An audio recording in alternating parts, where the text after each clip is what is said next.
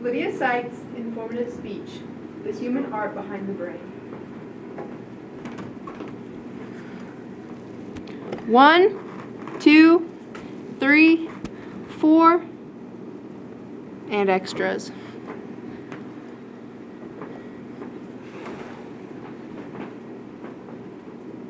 I want you to think about the most beautiful piece of art you've ever seen.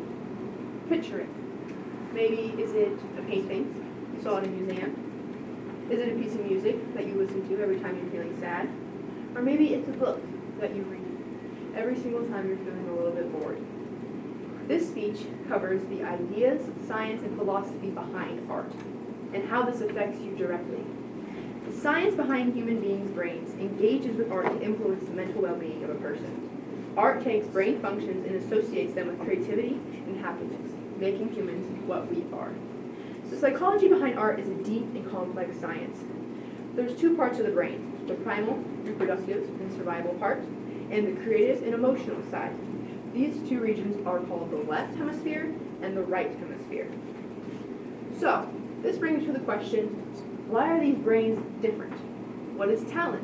What is skill? And how do we achieve these things? So, obviously, no one has the same type of brain. Everyone is a little bit unique. According to Forbes magazine, 41% of people are left hemisphere oriented or logic based. 27% of people are right brain oriented and are more creative and artistic. And about 32% of people are equal. This means that the majority of people in the world are left hemisphere and logic based.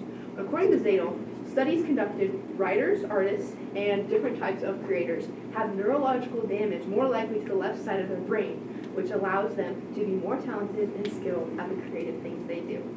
So, we already know that the science of the brain is complex, but this relates heavily to history and philosophy of art itself.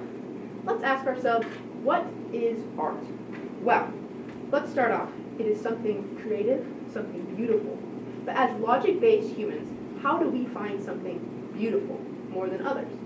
The first form of art was seen over 40,000 years ago, prominently in ancient Europe, Asia, and Africa. Philosophy was developed here, where it created the branch of aesthetics. Aesthetics is the branch of philosophy that deals with beauty and the appreciation of it. The study of aesthetics was founded in ancient Greece and studies how sensory affects the brain, how a piece of art can make you feel something when there really isn't anything at all. So, we know that the study of art is nothing new, as is the creation of art in their day-to-day lives. How can we use this as a consumer? Let's look at the positive implementations of art. Art is found everywhere. Look around. Find a piece of art around you. It is truly our most invasive creation. But this is not always good. It's proven, according to the medium, that negative and violent art can have an influence on our brains. I have seen this myself as I cut out more negative and violent-based music in my life and became more positive as a person. However, psychology can change our brain structure. It is easy to conclude that art is unique and can influence human beings. Science has the ability to change with the exposure to art. By surrounding ourselves with art that we find appealing and that we love, it can allow us to be a little bit happier. Think about how powerful that is.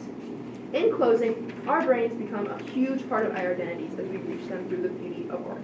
This speech covered the science of philosophy, the science of the brain itself, and how our day-to-day implementations of art are so important. So, next time you read a good book, watch a good movie, see a beautiful sculpture, look at a painting, or any kind of art you can imagine. Remember, this is human. This is what we are. So create, observe, and enjoy the things around you, because that is what humans are meant to do.